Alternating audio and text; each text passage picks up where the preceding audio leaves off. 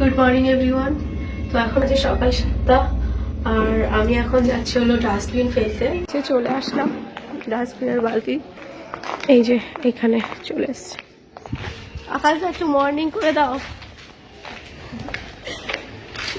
Morning সবাইকে।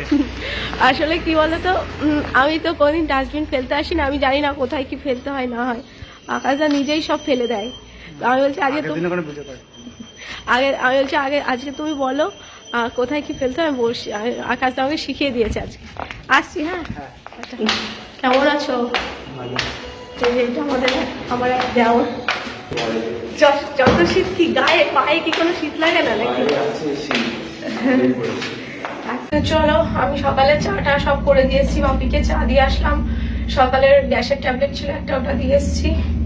এবার breakfast বানাবো, দেখি সকালে কি খাবার বানাই টানাই। বাপিকে 9টার মধ্যে খেতে দিতে হবে, তারপর ওষুধ দিতে হবে 9টার মধ্যে।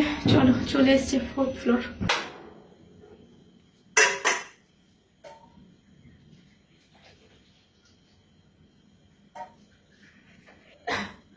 তো এই যে আবার চা করলাম নিচে এসে একবার, কারণ সকালে চা করে একবার বাপিকে দিয়ে এসেছি। বাপি বললো আরেকবার চা খাবে, তা বাপির জন্য চা করলাম। সিদ্ধ ভাত হয়ে গেছে, বাপির জন্য এটা করেছি আমি। বাপি তো সেভাবে কিছু খেতে পাচ্ছে না, তাই এটা একদম গলা গলা করে একদম সিদ্ধ ভাত করেছি। তা আরও একটুখানি এরকম চেপে চেপে দিচ্ছি যাতে একদম গলে যায় ভাতটা। এখন ওই 8টা 40 মতন বাজে। তো বাপিকে আমি খাবারটা দেবো, দিয়ে বাপির 9টার সময় ওষুধ আছে, সেই জন্য এখন এটা খেয়ে নেবে। ওদিকে বাপিকে খাবারটা দিয়ে আসলাম, তারপরে 9টায় প্রেশারের ওষুধ ছিল, তা ওষুধটাও দিয়ে আসলাম। দিয়ে এসে তারপর চিনি উঠে গেছিলো, চিনিকেও খাইয়ে দিলাম। চিনিকেও ওই একটু সেদ্ধ ভাতই খাইয়ে দিলাম সকালে।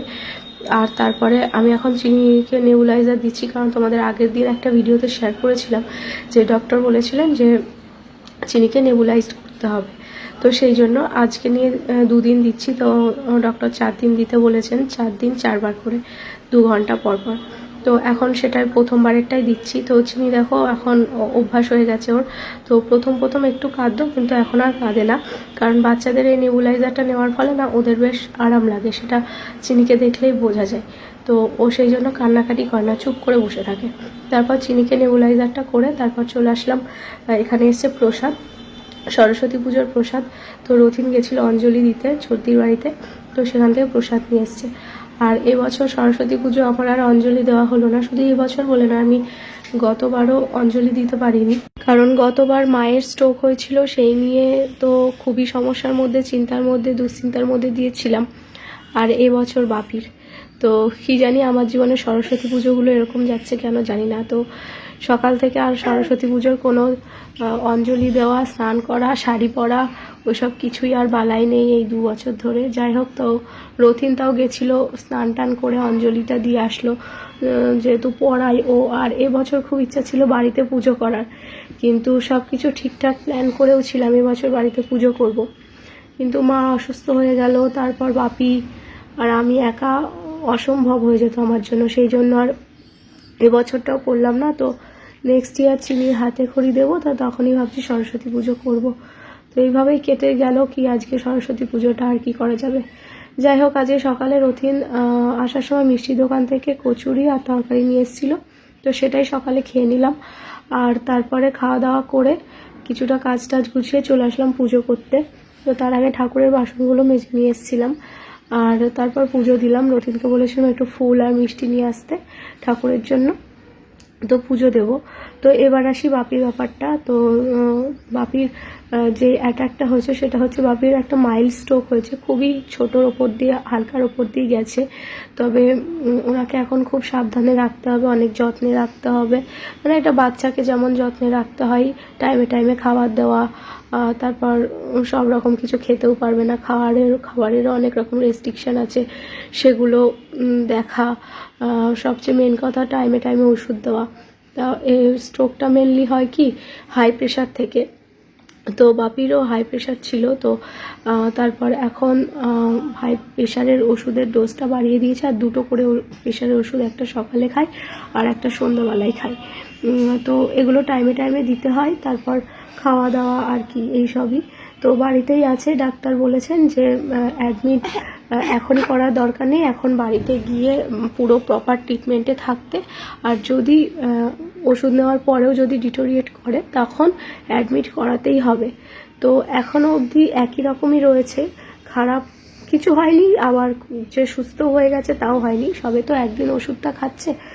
তো সেই জন্য তো যাই হোক, আজকে আমি রান্নাবান্না করিনি। সর্দি বলেছিল যে আমি খিচুড়ি পাঠিয়ে দেবো, আজকে সরস্বতী পুজোর খিচুড়ি। এটা আসলে আমার আজকে ঠিক করেছিলাম যে দুপুরবেলা বাপিকে রান্নাবান্না করে, বাপির জন্য রান্না করে, বাপিকে খাইয়ে ওষুধ টষুধ খাইয়ে তারপরে একটু সর্দির বাড়িতে যাব।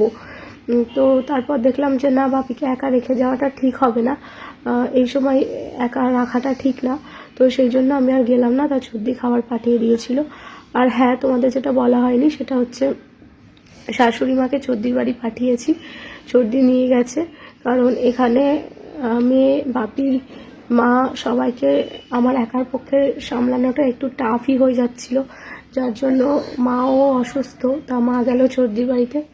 আর এদিকে আমার মেয়েরও তো খুব শরীর খারাপ, তোমরা নিশ্চয়ই বুঝতে পারছো, নেবুলাইজার দিতে হচ্ছে, ডক্টর দেখিয়ে নিয়ে আসলাম, ওর বুকে কফ জমে গেছে। মেয়েটাকে সত্যি বলতে কি, মেয়েটাকে আমি অনেক যত্নে রাখি, তো ছোটো থেকেও অনেক, মানে এখনও অবধি খুব যত্নেই বড় হচ্ছে। তা সেই যত্নটুকু আর এই আমি 4-5 দিনের মধ্যে মেয়ের প্রতি কোনো যত্ন নিতে পারছি না। ওই যতটুকু না করলে নয়, কারণ ওকে আমি সময় দিতেই পারি না সত্যি কথা বলতে। কারণ এখন বেশিরভাগ সময়টাই আমার বাপিকেই দিতে হয়। বাপির মানে কি বলবো, মেয়েকে যেভাবে যত্ন করতাম সেভাবে এখন বাপিকে করতে হচ্ছে। এমনকি ওনার যে জলটা খাচ্ছে সেই বোতলের ঢাকনাটাও খুলে দিতে হচ্ছে, এরকমই ব্যাপার আর কি। তো সেই জন্য আমি মেয়ের প্রতি অতটা যত্ন দেখাতে পারছি না। তো সেই জন্য আমি ভাবলাম তাহলে মা যদি যায় তাহলে আমি এদিকে দুজনকে নিয়ে একটু তো চাপটা কমবে। যাই হোক, তারপর সংসারের কাজকর্ম তো আছেই। তো আজকে রান্না করিনি বলে আজকে অনেক জামা কাপড়গুলো কেচেছি, কারণ কি অনেকগুলো পড়ে গেছিলো। লাস্ট 2 দিন আমি জামা কাপড় কাচিনি, আর একদিন যদি না কাচি তাহলে পাহাড় জমে যায়, তাহলে 2 দিন কাচিনি, ভাবো কত জামা কাপড় হয়েছিল। তো আমার ফোনে যেহেতু কোনো স্পেস ছিল না, তাই আমি পুরো ভিডিওটা করতে পারিনি ছাদে, তাই লাস্টে একটুখানি করেছি। আর হলো এখনও রয়েছে, সবগুলো কাচতে পারিনি, এখনও কিছুটা রয়েছে। আর কিছুটা জামা কাপড় আমি কেচে মেলে দিলাম, আর ওইদিকে মেয়েকে আর বাপিকে খাবার দিয়ে আসলাম, আর তারপর জামা কাপড়গুলো দিয়ে ছাদে আসলাম। এখন বাজে প্রায় 1:30 মতন বাজে। তো এগুলো কেচেছি আমি, অনেকক্ষণই কেচেছি, কিন্তু ছাদে আসার সময় পাইনি। আর অনেক জামা কাপড় দেখো, এই দড়িটা আবার ওইদিকে 3টে দড়ি পুরো ভরে গেছে। তো সেই জন্য অনেকক্ষণ টাইম লাগবে বলে আমি আসতে পারিনি। তো তারপর আসলাম, রথিনী মেয়েকে একটু একটু করে খাইয়ে দিয়েছিল আজকে খিচুড়িটা। আর তারপরে এখানে আমি ফ্রুট জুস করেছি, একটা বাপির জন্য আর একটা চিনির জন্য। বাপির জন্য করলাম লেমন জুস, আর চিনির জন্য করেছি বেদানার জুস। তো আমি এখন চিনি দেখছি কদিন ধরে চিনি যেহেতু কোনো জুসই খেতে চাই না, তো বেদানার রসটা একটু ভালোবাসছে। কারণ হচ্ছে ওকে আমি কি বলি জানো, যেটা ও চা করে সারাক্ষণ, ওই যে আমরা সকালে চা খাই লিকার চা, ওটাও খেতে চায়, কিন্তু ওটা তো ওকে কোনোভাবেই দিই না, ও খুব ইন্টারেস্ট দেখায় চা খাওয়ার জন্য। তো এবার বেদানার রসটা অনেকটা ওই চায়ের মতো কালার হয়, তো ওকে আমি চা করে দিই, ও না খেয়ে নেয় জানো তো। তো এই 2 দিন ধরে চিনি বেদানার রস খাচ্ছে আর ঠিকঠাকই খেয়ে নিচ্ছে।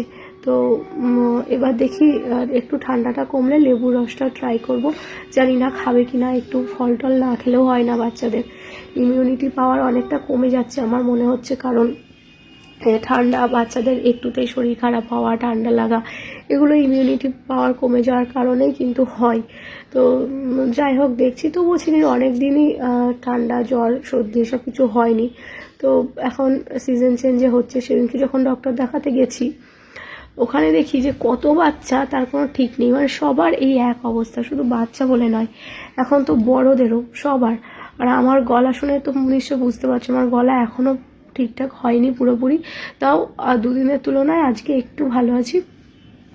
তো এই তো, তারপর রতিনেরও খুব শরীর খারাপ, মানে আমাদের বাড়িটা পুরো রোগীর পুরী হয়ে গেছে।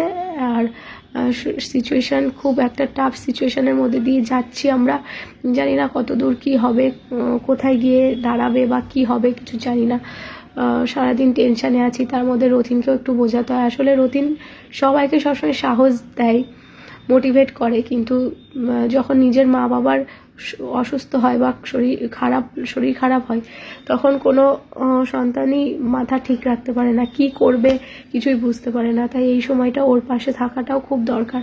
যতটা পারি ওকে সবসময় বোঝাই, যেহেতু নিজের বাবা মা তো এই সময় মাথা কাজ করে না কারোরই। তো এই তো তোমাদের সাথে কথা বলতে বলতে রান্নাঘর গুছিয়ে নিলাম, এবার আমি খাবো, খেয়ে একটু দেখি রেস্ট নেব। তো চলো আজকের মতো টাটা।